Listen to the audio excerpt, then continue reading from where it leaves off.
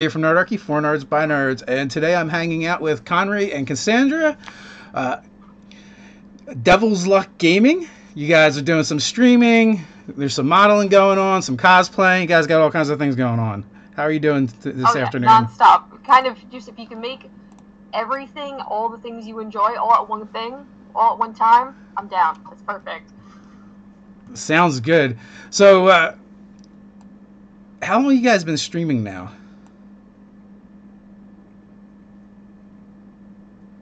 Not sure. Frozen. Uh-oh. Oh, how long have you guys been streaming now?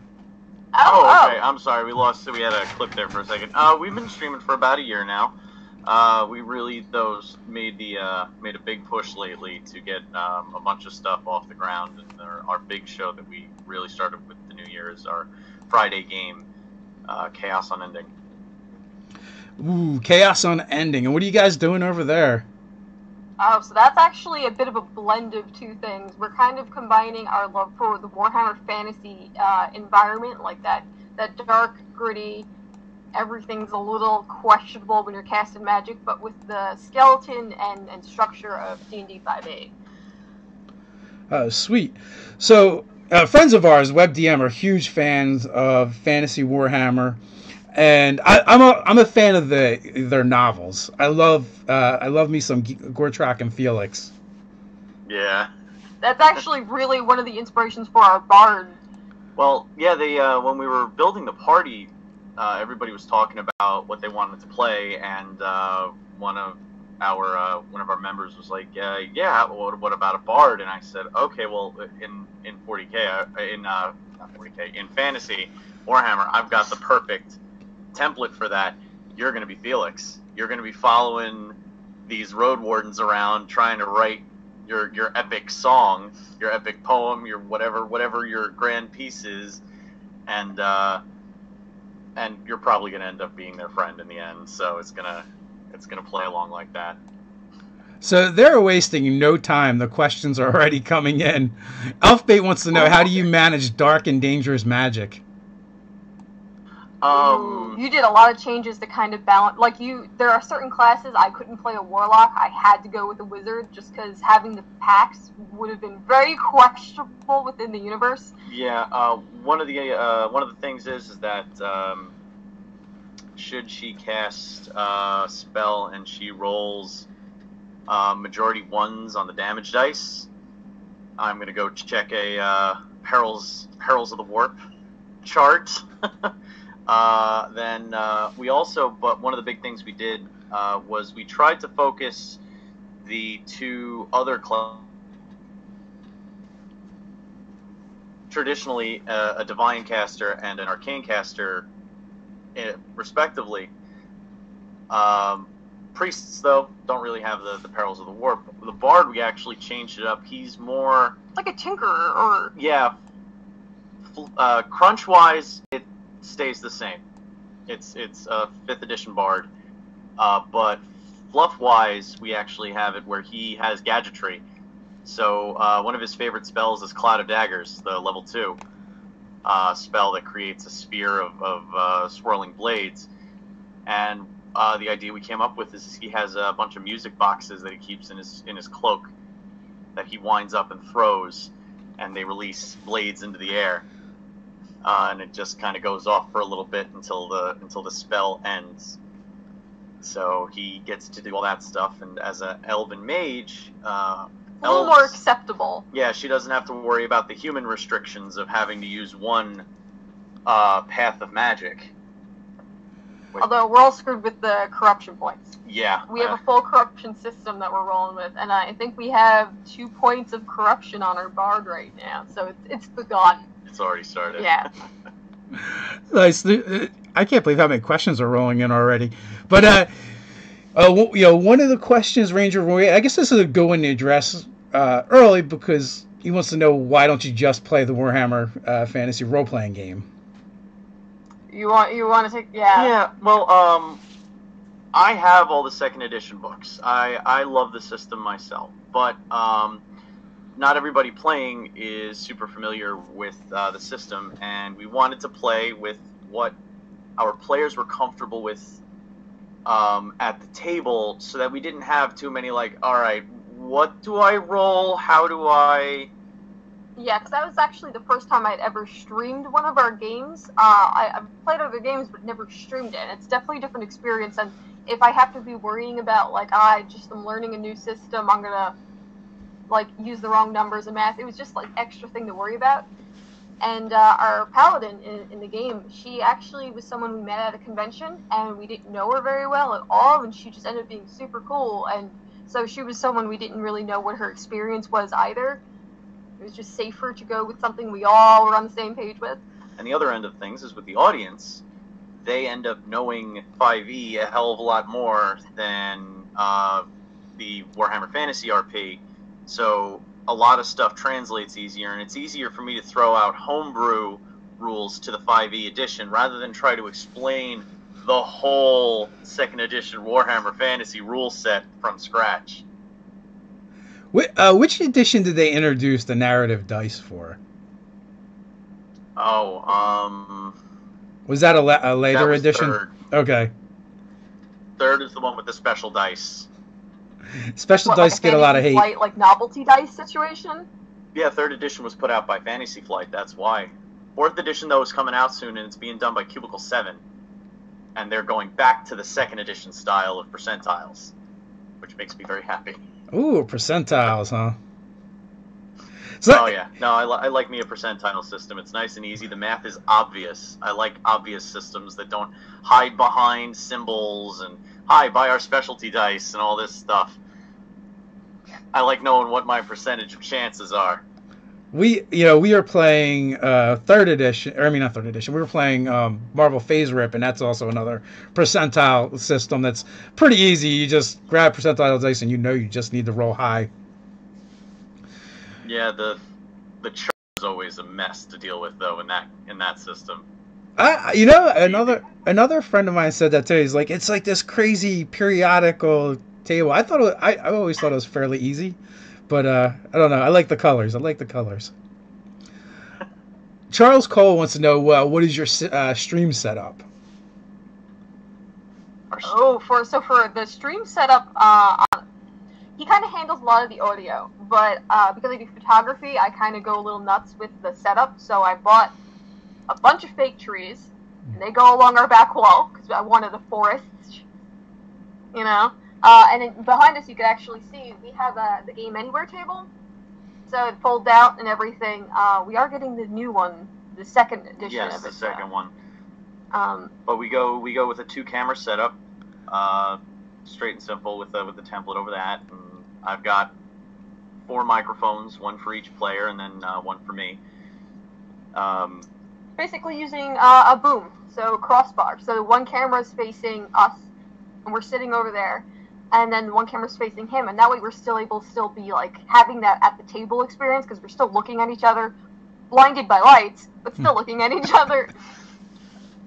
I know my friends from Maze Arcana, when we were hanging out with them, they're like always talking about eyeline as being the hard part, and like they all come from like a movie world anyway, from a film production world, and I'm like, you're just saying words to me.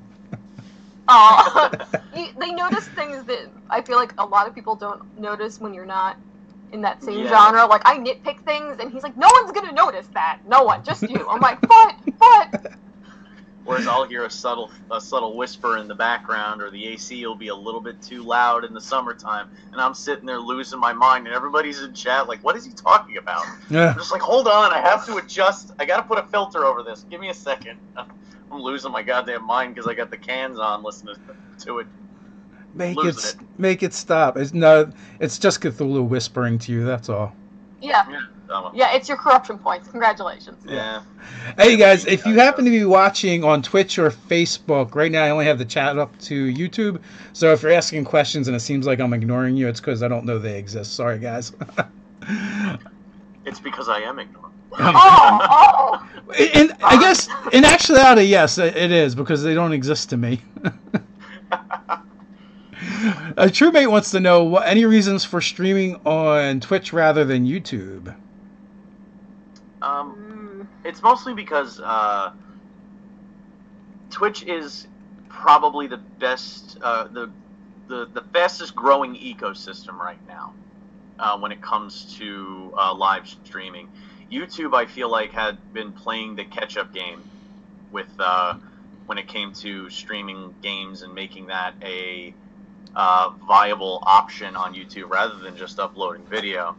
And also with all the drama going on over there right now, Adpocalypse, with the adpocalypses and things going on over and over again, we're not exactly a PC slash. We're listed as a mature channel.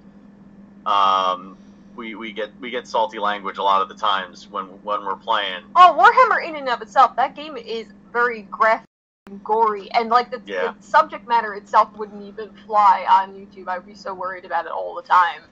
So fighting that algorithm and building up an audience at the same time, where we can have a solid base on Twitch, and I feel very comfortable with the system, and it now that they've added in the ability to save videos and highlights and clips and all this other functionality. They've been adding a lot of stuff now. You can upload a video you recorded on another time and set a premiere date and stuff like that. So I feel like they're trying to add more functionality. So I think that the platform itself also wants to grow, which is encouraging for the people joining up.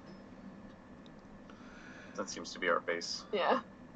So that's interesting, because as a fellow content creator, I look at those things and I know people think that way, but what you're gonna probably see is just a matter of time. You're gonna have your own ad apocalypses and stuff like that on Twitch as the platform grows, as they try and make changes to either appease advertisers or streamers or whoever.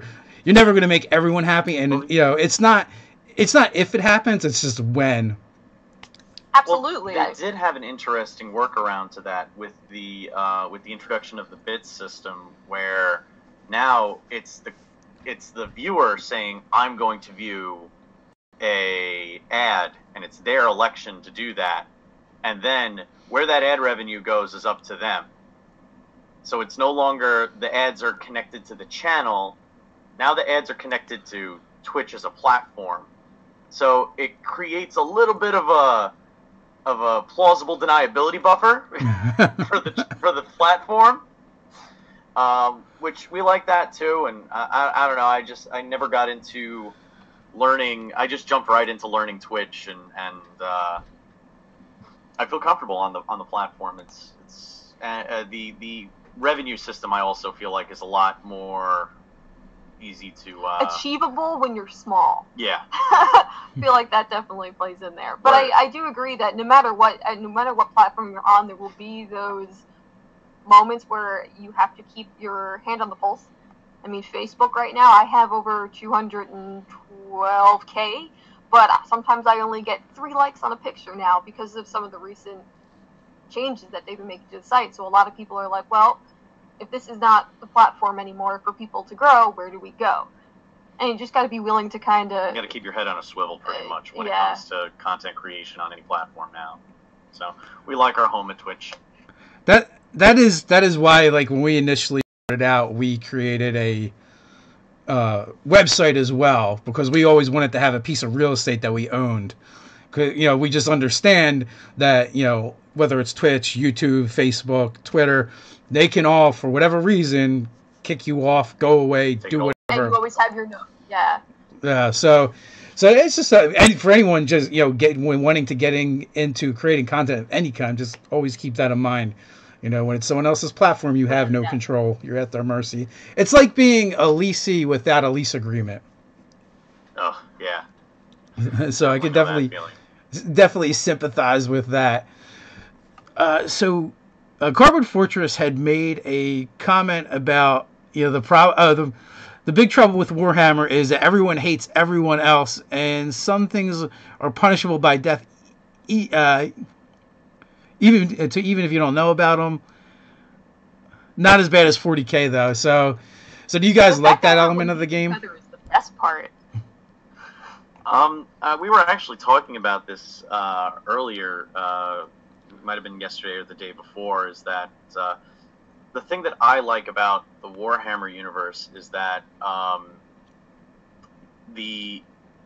the animosity between the different races, at least the grand scope of like forces of order, forces of destruction, it's really it's not just looking at that person or looking at that race and going, oh, they're inherently evil. It's more of a gray, in-depth kind. It gives you a lot of room to play story-wise when there's more varying opinions of everybody, I guess. Especially when you're inside the Empire itself, things just get really murky, and it's not these are our noble, just paladins, and well, that's your warrior priests, and they're willing to burn anybody at the stake that possibly looks at them the wrong way. And then you've got your you've got your Knights of the Blazing Sun, and well, yeah, they're upright standing knights of the army, but they're also imperial lords, and they act more like the way knights actually used to act than the romanticized,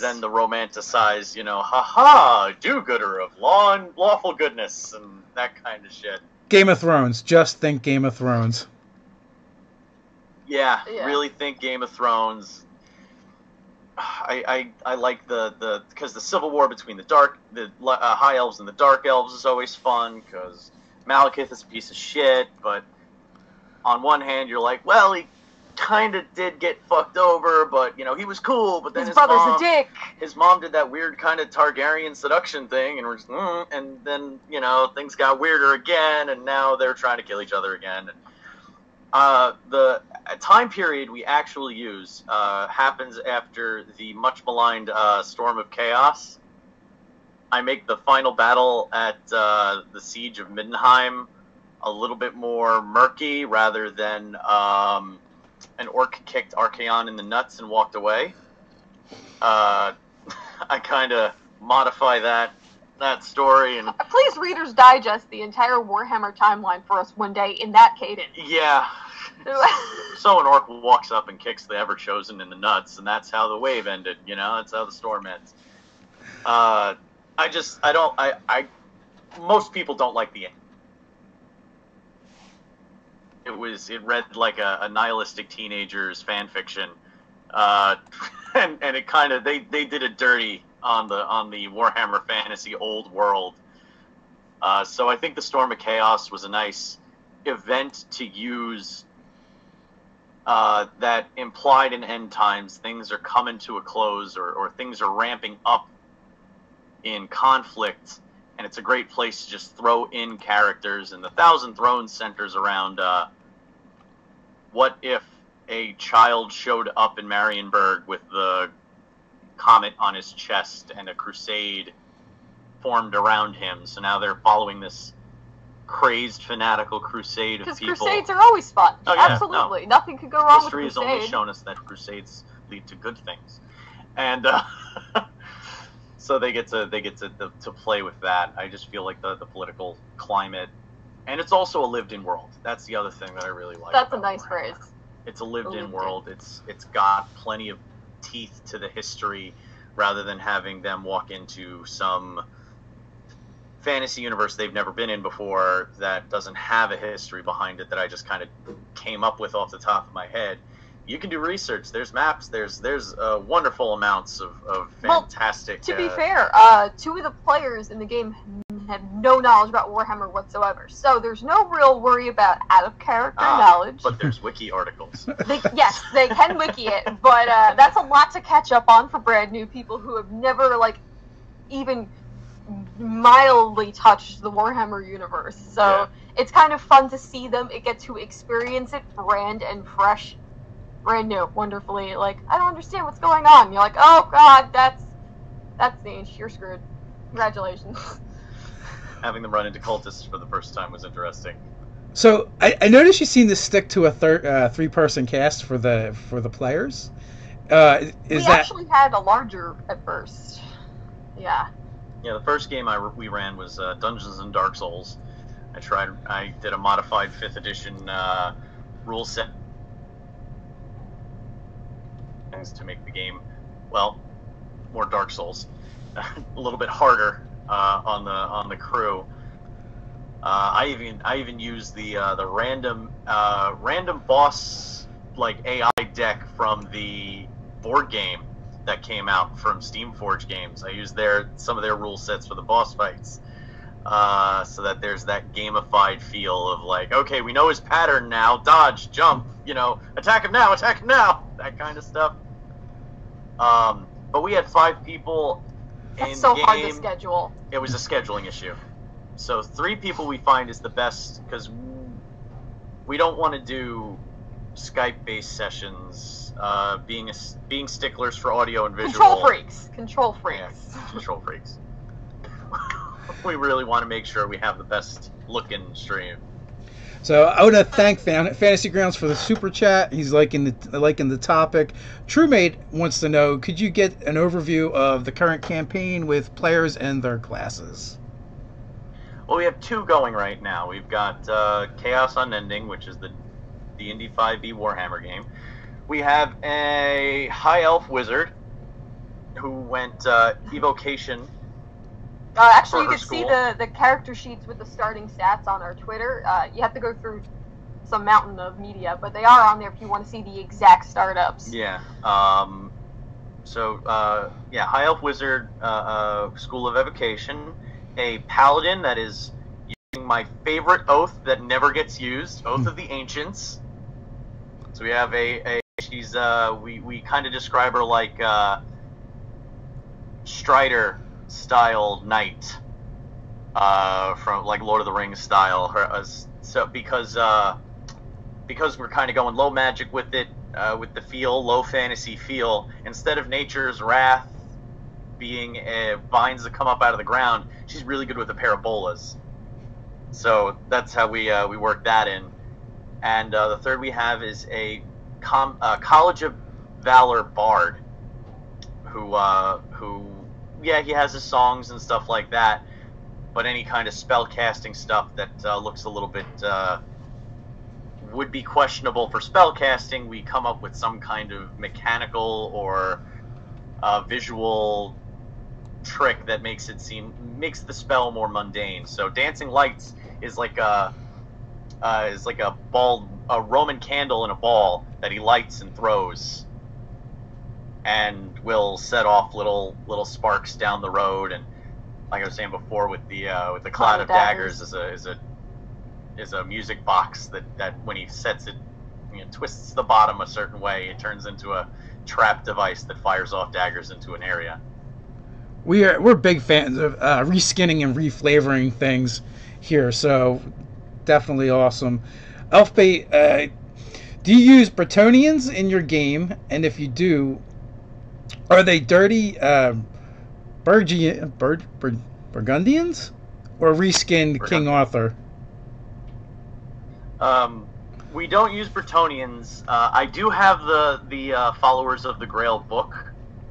I actually have my actual fantasy armies. I have 3,000 points worth of dwarves and about 2,500 points worth of Bretonnians. I've painted so many ponies. By the way, the Bretonnians are super fucking rare now because they're out of production now. They don't make Bretonnians anymore. They just stopped making them. So I've got a treasure trove in my office. Now, if someone doesn't... They might run into them. I don't want to say too much because, well, when you have a player right here... I don't hear anything. I don't know what you're talking about. Continue. If someone doesn't know what that means and they don't play Warhammer, the war game, what does that translate into in figures and minis? Bretonnians are probably... where the Empire is your Germanic style army with levy citizen soldiers and stuff like that. Bretonnians are your Arthurian ideal, your knights with pageantry and Lady of the Lake. They literally worship the Lady of the Lake, who bears a chalice from the waters for the holy to sup from. All that wonderful, brutal, over the top Bretonnian bullshit. Oh, and they treat their peasants like absolute garbage. But they do have it's a slight sidetrack, but it's still on topic. They have my favorite unit in all of Warhammer, which is the Grail Relic, where it's a bunch of fanatical peasants who have picked the bones of a Grail Knight just completely barren, and he might have been still alive when they went after him. They frenzied. They frenzied over him because he's a holy relic. Oh no, it's a relic, it's a relic, grab what you can! And then they carry his corpse into battle over their heads. And they get a ward save from it. They actually get a magical defensive bonus because it really works, because they're so crazy about it. So, I guess what I was really asking, although that part is cool, how many minis does that mean you're fielding? Sorry. No, that's okay. How many minis are you fielding? What does that look like if you're putting on the table? How much metal and plastic? Jesus. Dwarves, I've got at least 300 little stunties. And for the Bretonians themselves, I think I've got about 50 useful characters and about 100 foot sloggers. Nice. Cardboard Fortress wants to know, how do you translate the orders of magic from Warhammer to D&D? Well, I got lucky in that the person who wanted to play a true magic user went high elf, so I can just say, hi magic, they can do everything. But when it comes to, if a human wizard were to use it, it would probably be sticking to damage types, and trying to be as intelligent as possible with spell selection. And if you can give me a good reason why, I'm a very narrative style DM. I prefer good fluff over mechanical prowess any day of the week. So if somebody can explain to me, hey, I know technically wizards shouldn't have cure wounds, but I'm a bright wizard and I can cauterize that shit. So maybe, possibly, that might work. And you know, if it makes sense, if they're lacking a healer in the party, maybe I might allow that. An example, without giving anything too much away, there is a hefty backstory for my character in the game that we haven't released yet. But one of the spells that was like questionable was just a simple cantrip because it was necrotic damage. Chill touch. Yeah, chill touch. Very simple, but it was necrotic damage, and that was kind of one of those things we're trying to stay away from. So when I did use it in the game, it was like everyone freaked the fuck out, you know, and they responded in an in-character way, and I can't say anything else without giving away backstory. So yeah. Well, luckily there's also the much maligned purple wind of death, which is not necromancy. No, it's like the inevitable end of things. Yeah, there's entropy casters that get a bad rap because their stuff looks kind of spooky. They're the goth kids. They're weird. Aww. Keep them out of here, you know, that kind of stuff. But they don't raise dead. No Lagomancer? Yeah, no Lagomancers from Diablo. So have you guys encountered any rat ogres yet? I haven't sent Skaven after them yet, but they just fought. They've mostly been fighting cultists, and they just fought a bunch of mutants.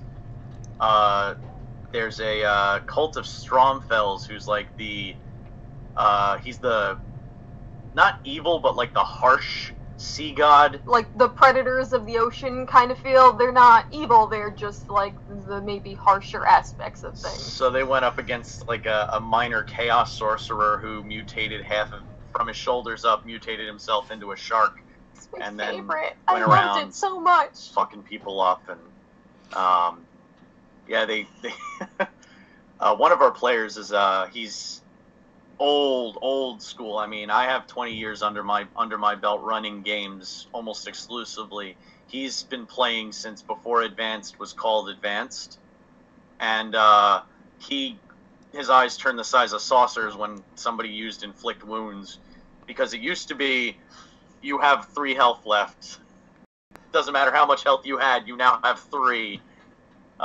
They luckily changed that.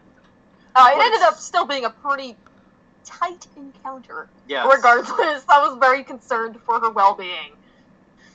So what you're saying, your friend is really old. That's what I'm hearing. Yeah. Play-tested dirt, I believe, is the phrase. Yes, he has play-tested dirt. Nice. He had notes. How do you guys deal with the technology in Warhammer? Because they have black powder. I love the black powder stuff. There's very subtle DM in the DMG. There's how to use gunpowder weapons. I essentially homebrewed a couple of things. Like there's a gunpowder version of the crossbow expert feat, which gives you reloading for a bonus action, or is it reload? Yeah, reloading is a bonus action, and one of the main things I do though, I know for a fact that guns don't have armor piercing the same way people think they do. Musket balls did not go through steel plate, but what they did have was a terror element to them because they were invisible. You don't see the bullet, you just explode. So there's actually a morale element that I have added in when people start throwing, guns around. There's like a fear effect almost. And also, you get into the fun shit like repeaters with barrels that you can like adjust and spin so that you can have more than one shot, a free action reload sequence basically, and blunderbusses. You just basically have a cone of metal that you can fire off once per round if you want. I got ninja'd in the chat by TrueMate because I was going to ask you if you guys have checked out Matt Mercer's Gunslinger class. Yeah, I have. It's a little too high fantasy for what I'm going for in. So Percy feels like he might fit in the Warhammer universe, but I'd probably tone it down because some of his guns did stuff that only like a rune crafted rifle could do, and a level 5 character should not have a dwarven rune crafted rifle yet in the fantasy world of Warhammer. Yeah, I think when we talked about it and looked at it, I was like, I would still just rather use a Battle Master and reskin things, and I think it makes for a far more interesting gunslinger. And I liked his misfire, but I felt like it didn't go quite far enough. Like, I want to see some really bad stuff happen when it blows up. Well, the way I did a lot of research into the way what eras, the way they did things when it comes to black powder weaponry, and I don't stop at Napoleonic. I go up to the point where just before they invented blasting caps is essentially where I am. So they've got flintlocks, but there was flintlock revolvers at one point. It's not a huge jump to kind of include. Yeah, it does have its little things you got to jump over, because then you have players who are just like, well, then why would I ever take a pistol? Because obviously I can use a crossbow, and then it becomes useless after a certain point. And I just want it to be cool because I think of a witch hunter pulling out a pair of pistols is pretty fucking badass, so I'm gonna make that shit happen. I can't dispute that. Yeah, I don't think we've touched on the fact that you guys like get dressed up and stuff when you play. We get pretty extensively extra when it comes to it. Actually, our paladin is kind of using an impromptu costume from just my apartment. Things we kind of found around the house that I had, because originally I had made character art for everybody. I kind of like did a sketch out poster because I wasn't sure if we would have time to do like a promo photo shoot for it. And then she liked the drawing so much that she's actually going to be making the full costume from the drawing on our Tuesday craft nights when we're not doing minis. But it's definitely it's fun, but it's also we're 100% wearing pajama pants under it. And also, when it comes to costuming, a lot of people hear, oh, they dress up for their table game. What the hell? It's kind of dorky. It is a little bit. Well, okay. Because most people have this image of like somebody who went and got like the fucking Mickey Sorcerer's Apprentice hat and Felt like capes. a felt cape from Party City. Yeah. And that's what they're rocking at the table for their wizard, and we're trying to at least do We have it. actual steel plate armor on Shayna's character. Yeah. Yeah, she's actually wearing SCA approved armor on one shoulder.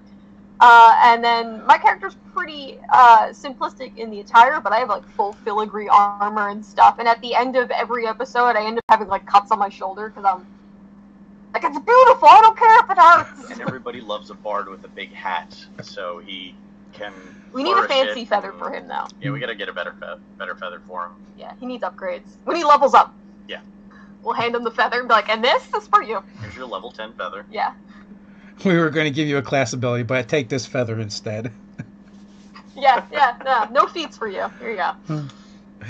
So James wants to know, have lizard folk been introduced into your game yet? And are they the old style or the new Seraphim style that came back from space on comets with lasers? Oh my god. There are no dinosaur laser fights. Thank you in, for that music video flashback for Ninja Sex Party now that's in my head. The Seraphon are cool, but they fit firmly in Age of Sigmar. That's their thing. If any Lustrian element were to arrive, they have not yet. I don't know if I'm going to. There's a couple of key areas I'm going to pull from specifically. Everybody wants to know what armies, and if their favorite army is going to make it in. Can you tell us if we're going north or south next? Well, you're going towards Altdorf from Marienburg, so that's kind of a southern bend. Okay. All right, you can give me a rough idea where we're going, then I can kind of make guesses about what we might encounter. You're still in the Empire proper. Yeah. Yeah. But like most things in, you're gonna have to go through some forests. So forests have their specific ecosystems of bullshit that you're gonna have to deal with. The first thing we dealt with was we did like a test game to kind of work out the kinks for some of the slight changes he did. So we dealt with Beastmen. Actually, was our very first starter encounter. Guys need more Slayers. I think this party lacks Slayers. I would die. I'm so excited. A Dwarven Barbarian is the easiest thing to translate into from D&D 5e into Warhammer. It's just Dwarf Barbarian. Done. Rock and roll. There's your Slayer. We need more friends so that can happen. Yeah. Just I like our small group because in a way it's very manageable, so everyone kind of has a chance to easily, talk back and forth. But who would we get to cosplay a Slayer? Who's willing to go with the full-on orange? Oh my god! I'm gonna relive my teenage years. I might volunteer for that.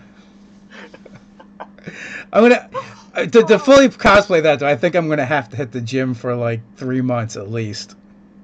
Yeah. Like, why is your Slayer all furry and fat? It's the proportions. They need to be square. That's what dwarves are, square.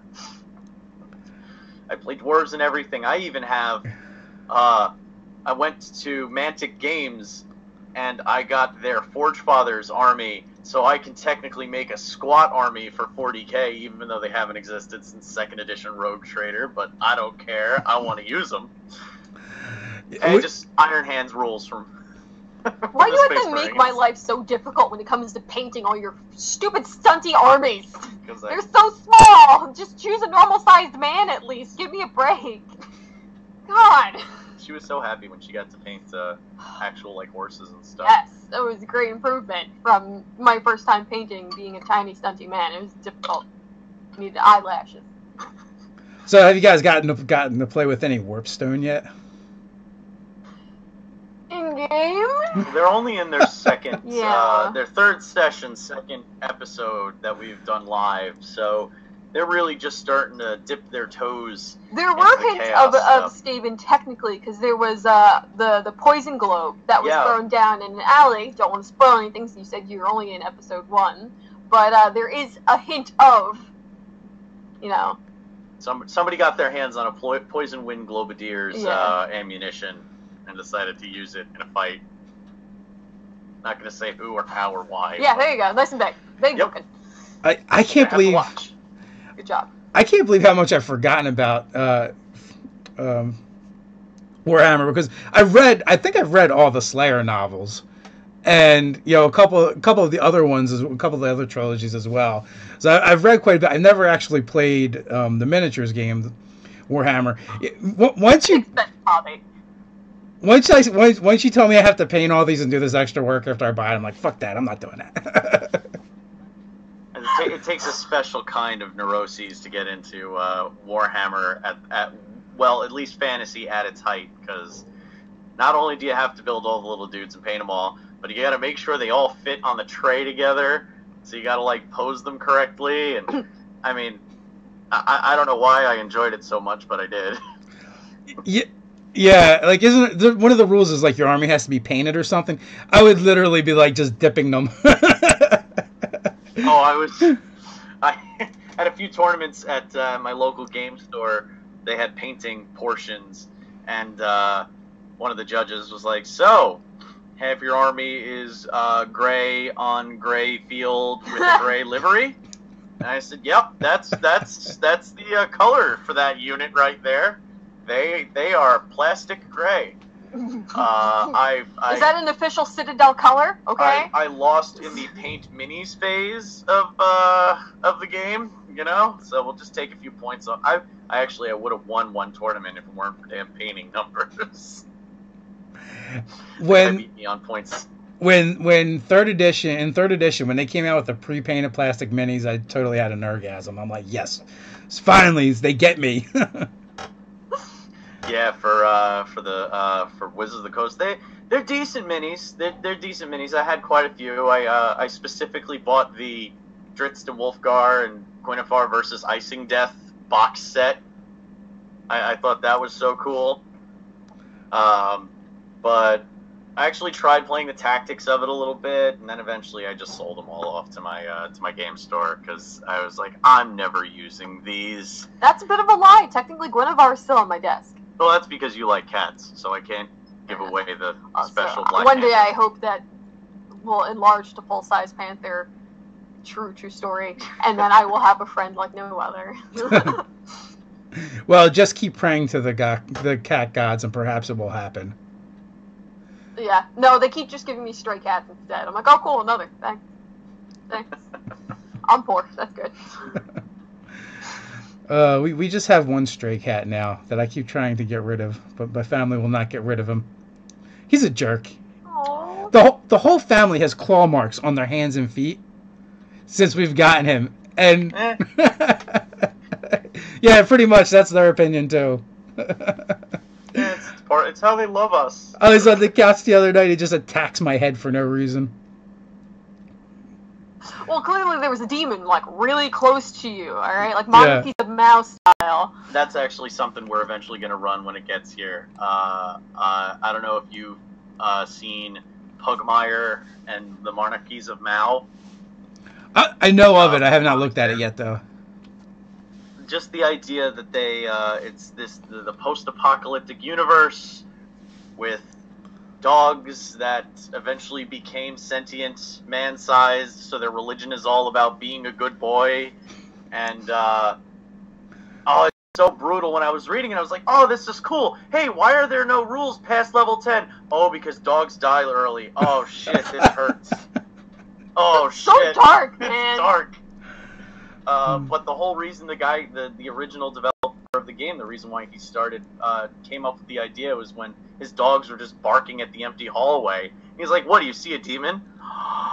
Ooh! And then Pugmire was created. That's a game. Yeah, my cat is polydactyl, so he's got the 7 claws on each paw. I got polydactyl too! Sweet. Yeah. I used to think that maybe his claws didn't retract, like a cheetah's or something, because there wasn't enough room. And later on, I realized he's just an asshole. Ours gets stuck on everything all the time, and then she gets like really embarrassed if you look at her while she's stuck, and she just starts hissing at everything, like in a circle, a perimeter.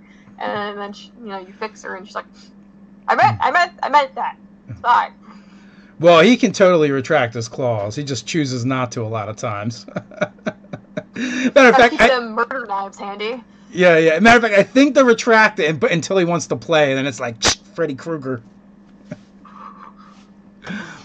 Our friend Anthony from Cardboard Fortress. How about a game where all the players are off-season Blood Bowl players? I would actually dig on that. We had a skip out there. What was the question again? How about a game where all the players are off-season Blood Bowl players? Oh my god. I play me some Blood Bowl during the football season. Didn't you actually get your dad to play it? That was like your gateway, like to kind of show his dad what the mini thing was all about. Cause he didn't quite get it all the time, but yeah, I have a team of I have 3 teams right now. I've got a human team, an orc team, and a dwarf team. That the new set actually now is the best time to get into Blood Bowl because the new base set is gloriously awesome. With everything you need for once. So we were playing a game called Open Legend, and it's kind of a generic role-playing game. And we were kind of like workshopping what we're going to play, and we let our patrons pick the genre, right? And it was like Eldritch Horror, Steampunk, Fantasy. So they were like all neck and neck. So I'm like, all right, I'll just make a game out of those. So like we did these floating sky cities, and we decided one of the things that would be part of the game would be they would have sports. So the spellcasters would wield ether. So there was etherball teams. And we were really close to just making the campaign about an etherball team, I think. For the right group of players that are into that idea, that could be a lot of fun, especially just assigning just the archetypes to the different positions. So you got your running back is your rogue, your quarterback is your mage, your lineman is your tank or your warrior, and your tight end would be your cleric style, and then you just go from there. That could be very interesting. You could have an excuse to pull out the core board game that had the Kickstarter.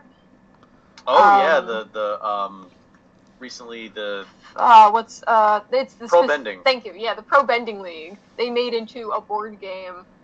I don't think we have it yet. I think they're shipping it soon. Yeah. We're gonna be playing that on stream too. It looks like a lot of fun. Just having weird fantasy sports, actual fantasy sports, not this. It's jocks playing D&D kind of stuff. Yeah, that was a big thing in my house, because my wife is actually the sports fan, and my son. Although the son is kind of like straddling both worlds now. We went out to Gen Con last year for the 50th, and he's been playing in our group for a few years now. So that's cool. I got one of them in, but my daughter she's not having it. I even tried. I guess at the time when I first tried getting her to play, she was into Monster High, so I tried to make her like a shifter bard, so it'd be like almost like a Monster High character. But all she wanted to do was flop down the spell cards like she was playing Pokemon, which she's never actually seen or played. Well, the first thing I actually got Kassandra to play was because she didn't want anything to do with D&D. I ended up roping her in with World of Darkness. Oh, I love me some new World of Darkness. So, vampires was my way in. Changeling the Lost is probably my favorite universe, if you're not mixing them all together, which is like the best of all worlds. Yeah, if I was to say you had an RPG type, I would go with World of Darkness.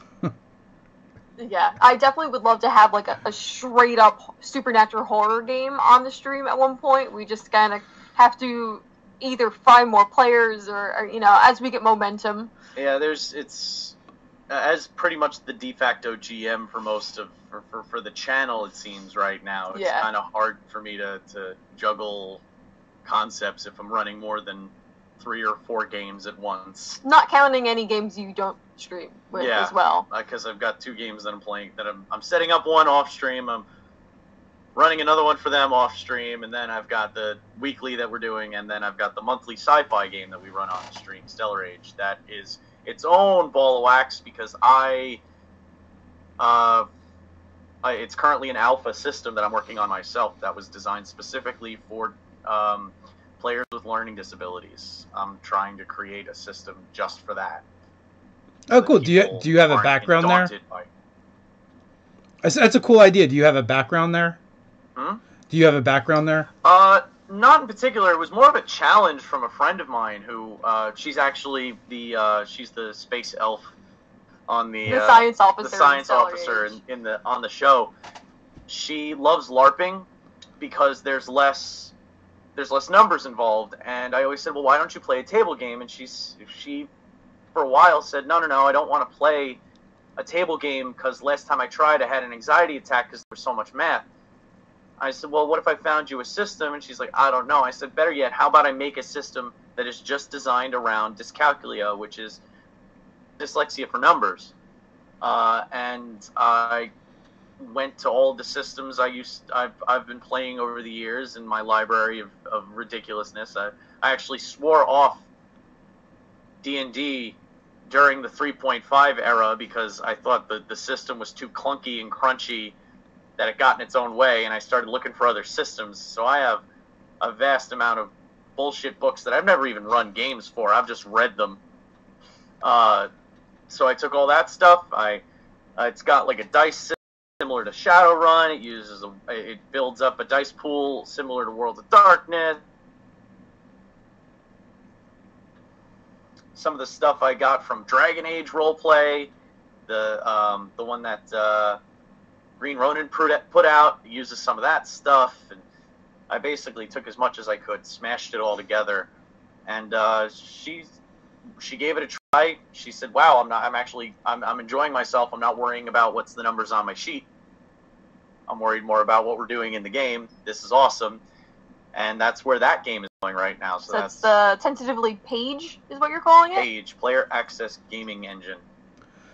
You might want to reach out and connect with that Dream Wisp on Twitter.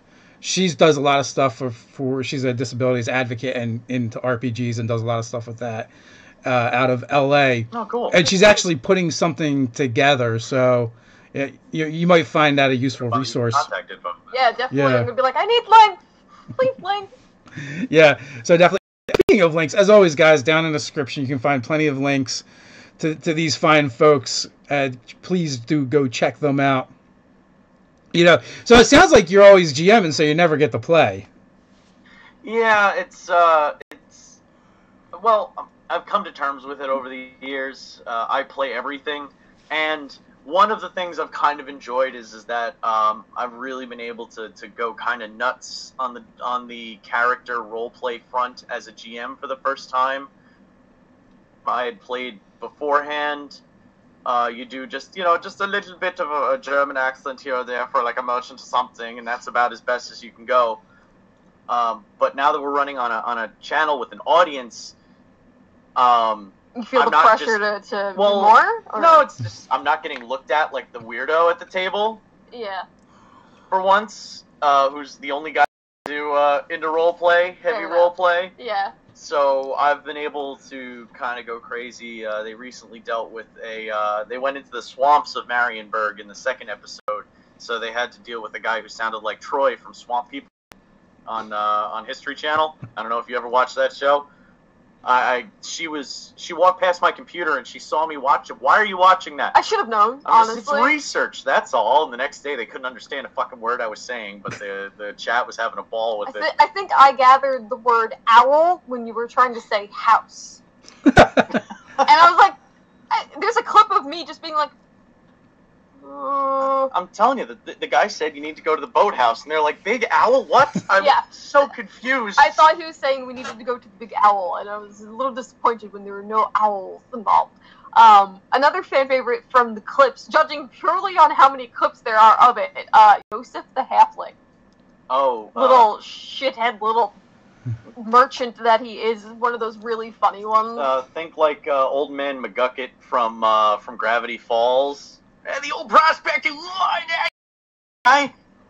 he's just this random traveling halfling with that giant pack on. And that's the wandering recurring merchant that they're gonna run into via Ryoga style from like Ranma, where it's just like, oh, I went that way. Oh, I don't know how I found you, but can I interest you in possibly some shiny things? The running bet is to see how long it takes for one of us to light him on fire.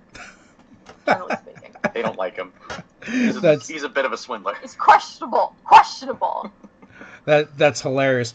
Well, you know, if you actually ever want to play in a game, you do know some folks now that aren't that far away. We could probably do something, maybe a special event or something. Well, one-off would be great. Yeah, Jersey's not that far. Doing a one-shot where I can relax and actually play in something would be a lot of fun. Absolutely. So with that, we were up on the hour mark. So guys, thanks for hanging out. I want to thank you guys for being my guests today. Really appreciate you coming on. I've been following Kassandra's cosplay stuff for a while on Facebook, and then I just saw you come across my feed for D&D, and I was like, oh my god, the two things I love. When worlds collide. Yeah. I guess it was probably during one of the elections or whatever. I just started like slowly getting rid of all my friends in my feed and replacing it with gaming and cosplay. My wife would look at me scrolling through Facebook and there's no people on there. I'm like, yes, just the way I want it. I live in my fantasy world now. Yeah, pretty much. Yeah. I can't say mine's any different, honestly.